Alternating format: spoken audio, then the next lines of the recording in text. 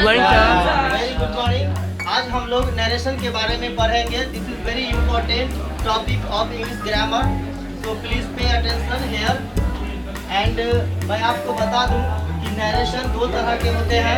There are two types of narration, direct speech और indirect speech. तो direct speech पे इस तरह से क्वेश्चन आपको आएगा जिसमें इन्वर्टेड कॉमा का इस्तेमाल होगा और इन्वर्टेड कॉमा के बाहर में जो भी कुछ लिखा हुआ रहता है वर्ब के साथ उसको इम्पोर्टेड वर्ब बोलते हैं, और इन्वर्टेड कॉमा के अंदर जो लिखा हुआ होता है स्टेटमेंट उसको रिपोर्टेड स्पीच बोलते हैं। सबसे पहले मैं यहाँ पे आपको दिखा दूँ कि नरेशन में कुछ चीज़ों को हम लोग बदलते हैं। तो यहाँ पे सबसे पहले आई, माई, मी, वी, अस, आवर को बदलने के लिए शुरू में सब्जेक्ट को देखते हैं। अगर इन सब चीज को बदलना होगा तो हम लोग शुरू में देखेंगे। ये बात इम्पोर्टेंट है कि शुरू में देखेंगे, यानी शुरू कहने का मतलब यहाँ रवि को देखना होगा। अगर इस तमाम चीजों को बदलना होगा इनडायरेक्ट स्पीच में तो शुरू में देखेंगे। इस क्वेश्चन में यहाँ, इस क्वेश्चन में यहाँ, यही शुरू में देखना है। लेकिन अगर यू और योर को बदलना है तो इसको बदलने के लिए हम लोग सेड टू या सैड टू के बाद देखते हैं। अगर यू और योर को बदलना होगा तो हम लोग सेड टू के बाद देखते हैं। यहाँ पे देखिए कि सेड टू लिखा हुआ है, तो सेड टू के बाद मी है, इसको देखेंगे। अगर कभी भी हमें यू और योर को बदलना होगा, यहाँ भी आपको मिलेगा सेड टू, तो इसके बाद जो लिखा हुआ रहता है उसको हम देखते हैं अगर यू और योर को बदलना है। ये प्रोसेस हमेशा किसी भी डायरेक्ट स्पीच को इनडायरेक्ट स्पीच में बदलने के लिए ये रूल हमेशा फॉलो होगा। और जब क्वेश्चन में टेंस टू रहता है तो टेंस नहीं बदलता है, इसलिए हम लोग अभी टेंस पर ध्यान नहीं देंगे। जब क्वेश्चन में सैड टू होगा तो टेंस को बदलेंगे। तो अभी हम लोग सीखेंगे कि बिना टेंस को बदले हुए इनडायरेक्ट स्पीच कैसे बनाते हैं। तो कुछ एग्जांपल्स यहाँ पर है जिससे आपको बेहतर समझ में आएगा। एक बात और है कि इन्वर्टेड कॉमा यहाँ आपको दिखेगा। इन्वर्टेड कॉमा को जब भी हम लोग हटाएंगे, रिमूव करेंगे, तो उसके बदले दैट लिखते हैं। इन्वर्टेड कॉमा के बदले हमेशा दैट लिखते हैं। आइए कुछ एग्जांपल देखते हैं जिससे हम बेहतर समझ पाएंगे। तो सबसे पहले हम सेम टू सेम लिखते हैं। जैसे रवि लिखा हुआ है तो मैंने रवि लिखा, सेज लिखा हुआ है सेज लिखे। इसके जगह आप चाहे तो टेल्स भी लिख सकते हैं, और टू को हम लोग नहीं लिखते हैं, यहाँ टू को छोड़ दिए, सिर्फ लिखाया मी। और जैसा मैं बताया कि इन्वर्टेड कॉमा के बदले दैट लिखना है तो इन्वर्टेड कॉमा के बदले दैट लिखते हैं। अब यहाँ पे आ गया आई, तो आई को बदलना है। आई को बदलने के लिए शुरू में देखते हैं, तो शुरू में यहाँ पे रवि है और रवि के लिए यहाँ पे अब क्या लिखाएगा, ही लिखाएगा, क्योंकि यहाँ पे आई था और आई को बदलने के लिए शुरू में देखना पड़ता है। रवि है तो ही लिखे हैं। अगर यहाँ पे कोई लड़की का नाम होता रीटा, सीता, तो हम यहाँ पे ही लिखते हैं। और फॉर्म कभी नहीं बदलता है। आई अगर सब्जेक्ट है तो इसके बदले कोई सब्जेक्ट ही लिखाएगा। अगर कभी हम किसी ऑब्जेक्ट को बदलेंगे तो ऑब्जेक्ट के बदले ऑब्जेक्ट ही लिखाएगा।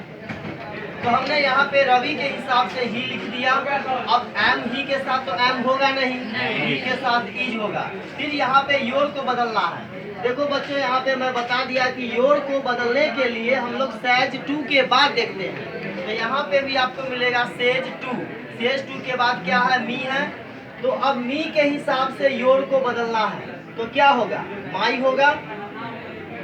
योर को बदलना है सेज टू के हिसाब से। सेज टू के बाद मी लिखा हुआ है तो मी से बन गया माई बन गया, तो यहाँ पे योर के बदले माई लिख दिए। और ब्रदर यहाँ पे इसी तरह लिखा गया। दूसरे सेंटेंस में देखते हैं। दूसरे सेंटेंस को बनाना है तो फिर लिखेंगे रवि सेज मी। टू को हमने यहाँ पे भी हटा दिया, इन्वर्टेड कॉमा के बदले दैट। और फिर यू को बदलना है तो यू को बदलने के लिए सेज टू के बाद देखेंगे। यू को बदलने के लिए सेज टू के बाद देखिए यहाँ पे मी है, तो मी से पता चल गया कि यहाँ पे आई लिखना है ना। और जैसे यू क्या है, यहाँ पे सब्जेक्ट है, तो मी वाले के लिए सब्जेक्ट क्या होगा, आई होगा। ऑब्जेक्ट लिखना रहेगा तो मी होगा, और रिलेटिव या पॉसेसिव प्रोनाउन लिखना होगा तो माई लिखा था। लेकिन यहाँ पे यू सब्जेक्ट है तो कोई सब्जेक्ट ही लिखेंगे ना। तो मी से पता चल गया कि यहाँ पे आई लिखना है, यहाँ पे मी से पता चला कि माई लिखना है, क्योंकि फॉर्म योर है तो योर का रिलेशन माई से है, उसी तरह यू का रिलेशन आई से है। तो जो जिस कैटेगरी का होता है उसी कैटेगरी का लिखते हैं। अब यहाँ पे आर तो लिखाएगा नहीं, आई एम लिखते हैं। फिर यहाँ पे माई को बदलना है, तो माई को बदलने के लिए कहाँ देखते हैं हम लोग? शुरू में देखते हैं। तो शुरू में देखते हैं तो रवि है, तो रवि के लिए माई के हिसाब से क्या होगा? हिज होगा। कोई लड़की होती तो हर लिखते। तो यहाँ पे हो गया I am his big brother. उसी तरह से तीसरा सेंटेंस में हम लोग देखते हैं, तो तीसरा में है करण सेज मदर। आप समझ गए होंगे कि टू को नहीं लिखना है, फिर दैट लगा दिए, फिर यू को बदलना है। तो यू को बदलने के लिए हम लोग सेज टू के बाद देखते हैं, यहाँ सेज टू के बाद मदर है। तो मदर के लिए बताइए यहाँ क्या लिखेंगे? शी को लिखेंगे। अब शी के साथ क्या होगा? इज होगा। She is great. बन गया। चलिए अगले सेंटेंस में देखते हैं क्या है। करण सेज मदर। फिर आई को बदलना है, तो आई को बदलने के लिए हम लोग शुरू में चले आए, तो करण है, तो करण के हिसाब से क्या होगा बताइए? हाँ, पहले इन्वर्टेड कॉमा के बदले तो दैट लिख दे, और करण के लिए क्या होगा? ही हो गया, ही इज हो गया। फिर योर को बदलना है, योर को बदलने के लिए हाँ, तो आप मदर से पता चल गया कि यहाँ पे क्या होगा? हाँ, यहाँ पे शी क्यों नहीं लिखे? क्योंकि ये सब्जेक्ट थोड़ी है।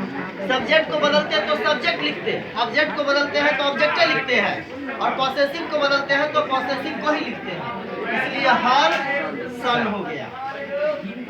अब एक और देखते हैं, Karan says mother. Karan says mother that. फिर यू को बदलना है, सेज टू के बाद देखेंगे, सेज टू के बाद मदर है।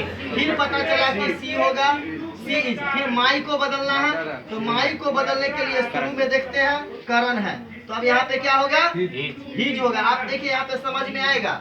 यहाँ पे आई था तो ही लिखे, यहाँ पे माई है तो हिज लिखे करण के हिसाब से। His great she is his great mom. तो इस तरह से हम लोग डायरेक्ट से इनडायरेक्ट स्पीच में बदलते हैं नरेशन में, लेकिन इसमें टेंस का बदलाव नहीं हुआ है। अगले चैप्टर में हम लोग देखेंगे कि टेंस को कब कैसे बदलते हैं। तो इतना ही था। Thank you very much. ध्यान से देखें तो समझ में आएगा। इससे रिलेटेड कोई क्वेश्चन हो तो आप पूछ सकते हैं। Thank you very much.